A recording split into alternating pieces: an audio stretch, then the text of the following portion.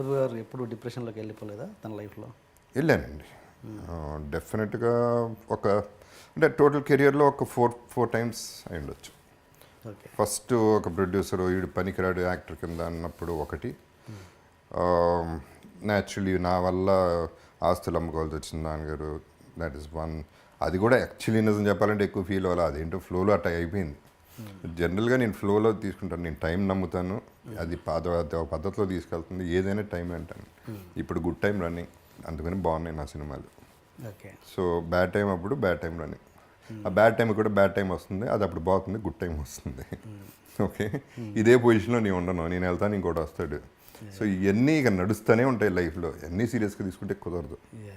ఎప్పుడు I full bad, టోటల్గా నేను బ్యాంక్రప్ట్ అయిపోయి అసలు ఏంటి నేను ఆస్తి మిగల్చలేదు ఎవరికి, అసలు ఎలా బతకాలి అనే పద్ధతిలో ఉన్నప్పుడు లాస్ట్ ఫ్యూ డేస్ 2011-2012 పీరియడ్లో I was in a very bad state of depression. In the sense అంత డిప్రెషన్ అంటే అందరికీ తెలిసేలా అంత డిప్రెషన్లో లేకపోతే ఇంకోటి కాదు, I use to feel bad అంతే.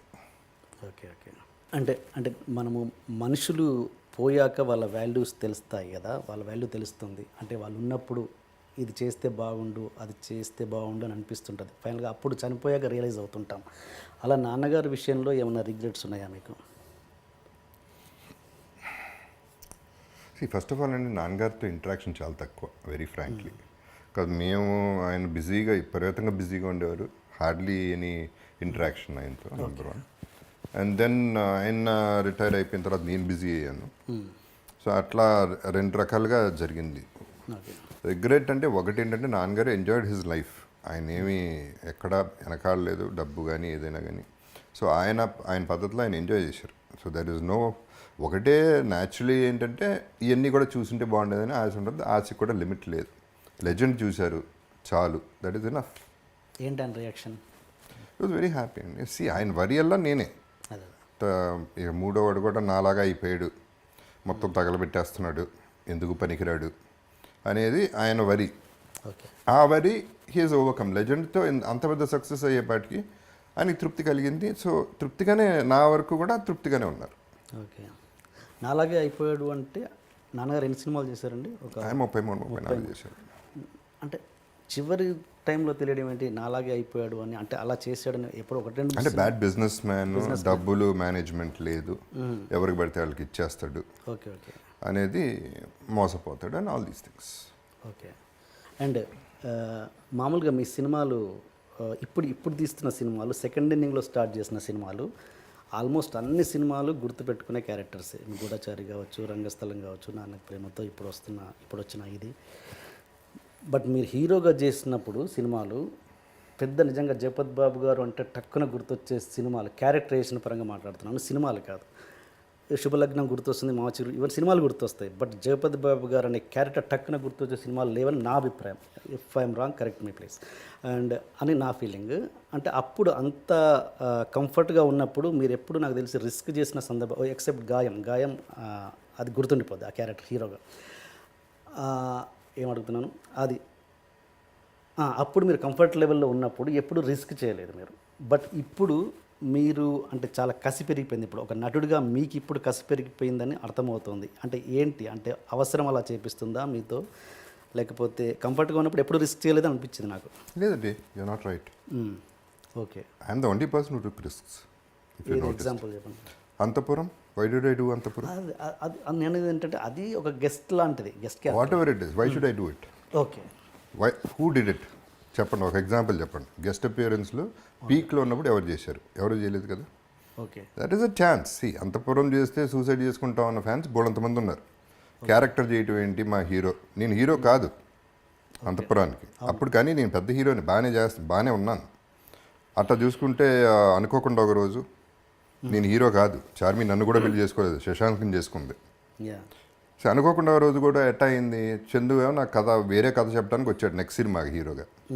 నేను ఈ కథ ఏంటని అడిగా, ఇది చెప్పాడు, నాకు ఇది బాగుందన్న, ఇది క్యారెక్టర్ అండి, మీకు క్యారెక్టర్ చేస్తారని. నేను క్యారెక్టరో ఇంకోటో కాదు, నేను చేస్తాను.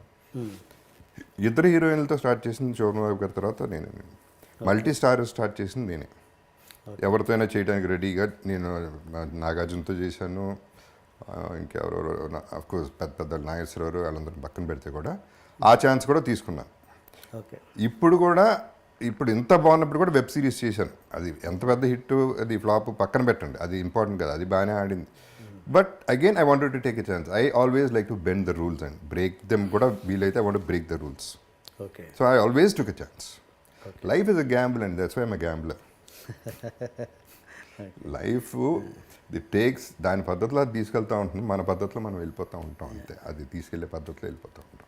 మంచివాడు ఎప్పుడు బౌన్స్ బ్యాక్ అవుతాడన్నది మీరు నమ్ముతారా? కర్మ సిద్ధాంతాన్ని ఇలాంటివి నమ్ముతారా?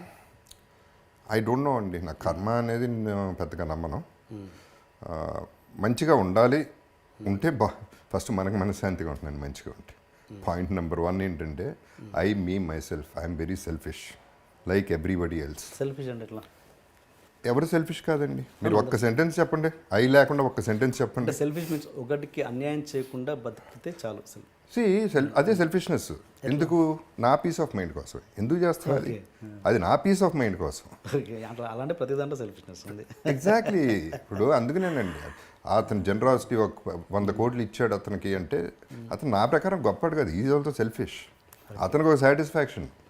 అండ్ పైగా ఇవ్వటంలో ఉన్న ఈజీనెస్ పుచ్చుకోవటంలో ఉండదండి. ఇవ్వటం చాలా ఈజీ, పుచ్చుకోవటం చాలా కష్టం. ఎందుకంటే ఇవ్వటం అంటే ఇటు తీసి మనం ఇచ్చేయచ్చు, పుచ్చుకోవటం అంటే ప్లీజ్ ప్లీజ్ అనాలి. ఎగ్జాక్ట్లీ. ఆడిస్తాడో లేదో తెలియదు. ఇవన్నీ there are so many things to it. So I believe in peace of mind. ఇప్పుడు షార్ట్ టైం గబుక్కనే ఎవరి మీద నడిచాను అనుకోండి, నేనే బాధపడతాను రోజంతా. ఆరవకపోతే బెటరు. కొంచెం ఓర్చుకుంటే సరిపోతుంది, అది పాస్ అయిపోతుంది. లేకపోతే మళ్ళీ అతను పిలిచి సారీ, కొన్ని సందర్భాలు జరిగినాయి, తప్పు నేను చేసి ఎవరి మీద అరిసి మైక్ తీసుకుని యూనిట్లో ఐఎమ్ సారీ నా తప్పు అని చెప్పిన సందర్భాలు కూడా ఉన్నాయి. ఓకే. సో అంతవరకు ఎందుకు వెళ్ళటం? అసలు ఫస్ట్ నేను హ్యాపీగా ఉండాలి. అది అందరూ అనుకునేది అదే. ఎవడు ఏమన్నా వాళ్ళ కోసం నీ కోసం చేస్తున్నా. ఇప్పుడు ఫాదర్ జనరల్గా చాలామంది పిల్లల కోసం మీకోసం ఎంత కష్టపడుతున్నానో తెలుసు. తొక్కేం కాదు, వాళ్ళ కోసం ఏం కష్టపడలేదు ఎవడో, వాడి కోసమే కష్టపడుతున్నాడు. Okay. He wants to earn, he wants to spend. పిల్లలకి ఇవ్వాలని తనకి ఆశ, తన పిల్లలు, తన భార్య, అన్నీ తనియే కదా, అంతా సెల్ఫిష్నెస్సే కదా. So I'm also selfish like that. So దాన ధర్మాలు చేసేవాళ్ళు కూడా సెల్ఫిష్, స్వార్థపరులే. యా, స్వార్థం అంటే ఎస్, అదే వాళ్ళ మనిషి ఇన్ అ వే అంతే కదండి. ఇప్పుడు ఏం చేసినా ఎందుకు చేస్తున్నారు, ఎవరి కోసం నేను ఏ క్వశ్చన్ అడిగినా మీరు నా కోసం. ఇప్పుడు నేను ₹1,00,00,000 ఇచ్చానండి. ఎందుకు ఇచ్చారంటే పాపం నేను ఫీల్ అయ్యాను, వాళ్ళు బాధపడుతుండే, నేను కదా ఫీల్ అయింది. సో ఏం చెప్పినా ఒక మీ మై సెల్ఫ్ ఉంటుంది దాంట్లో. ఎగ్జాక్ట్. కొత్త పాయింట్ చెప్పారు.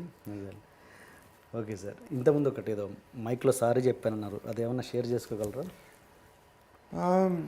నాట్ రియల్లీ అండి. అంటే ఒక శ్రీనివాస్ రెడ్డి అనే కెమెరామెన్ ఉండేవారు, ఆయనకి అనవసరంగా lost my temper, I screamed at him in Dubai. Okay. ఆ తర్వాత ఐ రియలైజ్డ్ 1-2 days నేను విపరీతంగా బాధపడ్డాను. 3rd day మైక్ తీసుకుని చెప్పాను. అండ్ నాకు తప్పు చేస్తే మైక్ తీసుకుని చెప్పడం అలవాటు. అలవాటు అంటే ఇది తప్పులు ఎక్కువ చేయను, ఎందుకంటే నా కోసమే చేయను. I don't want to make mistakes. అంటే అనవసరమైన తప్పులు అందరూ ఒకటే ఫైనలీ. మీ వీక్నెస్లు మీకుంటే, నా వీక్నెస్లు నాకుంటే. That is no point in being negative. Negativity is a dark thing. ఇదేమో వేరేస్ ఆప్టిమిస్టిక్ ఉంటే ఇట్స్ లైట్ అని చూస్తున్నాం. So let us be happy, that's all.